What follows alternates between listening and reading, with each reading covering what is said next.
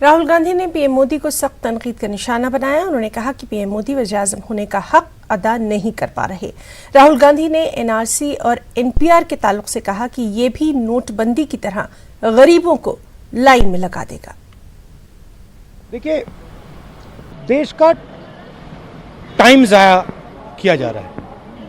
नोटबंदी की, किसानों से, मजदूरों से उनका पैसा निकाल दिया। 3,50,000 करोड़ रुपए सबसे अमीर 15 लोगों को दे दिए।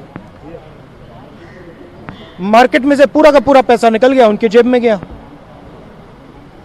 कोई कुछ खरीद नहीं रहा है, फैक्ट्रियां बंद हो गई। सिंपल इकोनॉमिक्स है, इसमें कोई मुश्किल बात नहीं। मगर ये प्रधानमंत्री को मतलब शायद समझ नहीं आ रही है, या चाहे एनआरसी हो चाहे एनपीआर हो, ये हिंदुस्तान के गरीब लोगों पर एक टैक्स है। आप नोटबंदी को समझिए। नोटबंदी हिंदुस्तान के गरीब लोगों पर एक टैक्स था। बैंक में जाइए, पैसा दीजिए, अपने अकाउंट से पैसा नहीं निकालिए, और पूरा का पूरा पैसा वहीं 15-20 लोगों को। ये भी बिल्कुल वही चीज़ है। जाइए, अफसर के पास जाइए, गरीब आदमी जाएगा, अपने कागज़ दिखाइए, रिश्वत दीजिए। आपका नाम थोड़ा गलत हो तो रिश्वत दीजिए।